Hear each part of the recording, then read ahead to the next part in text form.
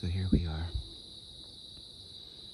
in the Lumbini Sacred Garden at the Maha Maya. So the Maha Maya Devi Mandir. So this is the place where Buddha's mother, Maya Devi, she gave birth to the Buddha. Here's the sacred pond where, in different accounts, I read that she bathed before and or after. So bathing before the birth and after the birth. And here is a massive bodhi tree. Beautiful.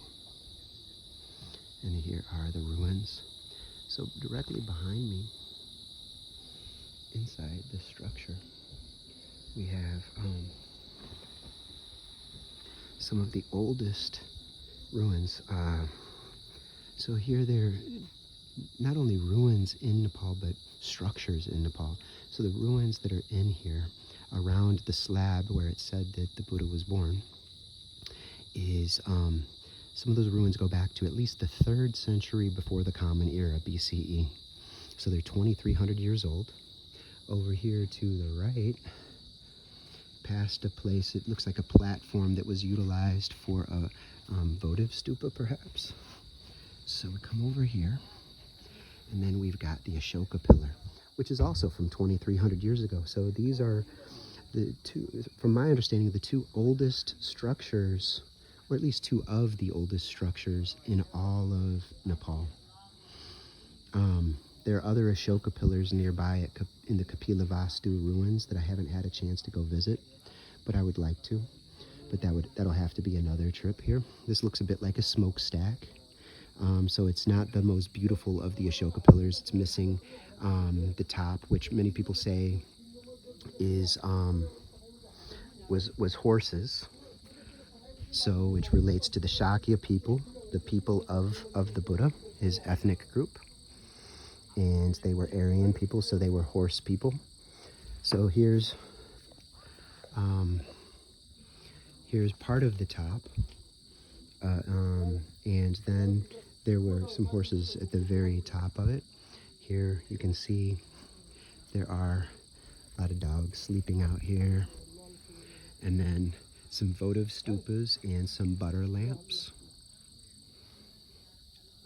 So it's very peaceful here tonight in the garden, sacred garden. So a lot of old brickwork from ancient times. So most of the ruins here are from the 3rd century before the Common Era, BCE, up to about the 7th century of the current era. So that would mean 2,300 years ago to about the 600s. So right around the same time that the Hijri era is beginning. So we'll walk over here through the grass over to the sacred pond. And we've got the beautiful banyan across the way. Here's the sacred pond. From my understanding, it's fed by a cold freshwater spring. There are many turtles here during the day and quite a few large-sized fish. Many ruins throughout here.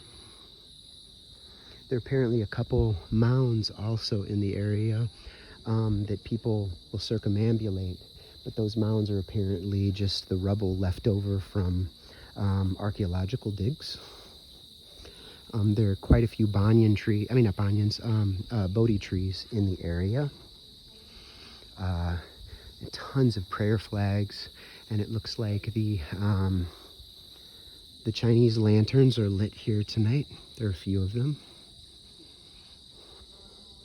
There's a shrine here at this bodhi tree that faces toward the temple, and apparently this is a revered site to many local Hindus as related to a mother goddess who's associated with the Buddha's mother. Very beautiful, powerful bodhi tree, and they're all around. There's so many beautiful trees in the sacred garden. So here we are at the sacred pond. Many people are meditating, and I'm going to do a little contemplation myself here in a moment. But you can see the building structure. You see the Ashoka Pillar, you see a representation of a stupa over the temple directly above the slab where the Buddha is said to have been born. It's not a very beautiful building. And apparently there was a very ancient, beautiful bodhi tree there that was controversially taken out without approval from the locals, and it led to a big uproar. It was a Japanese organization. So unfortunately that happened. It was quite massive, apparently. But at least there are many bodhi trees in the area, so it's one of my last nights in Nepal, so I'm going to just spend a little time contemplating, just observing the breath, connecting with humanity. There's a beautiful moon tonight. It's hidden behind the clouds, but it's partial moon. It's a waxing moon, I should say. Or maybe it's waning, I'm not sure. I haven't even seen the moons in days because it's just been so cloudy and rainy. So I've lost track of the moon cycles.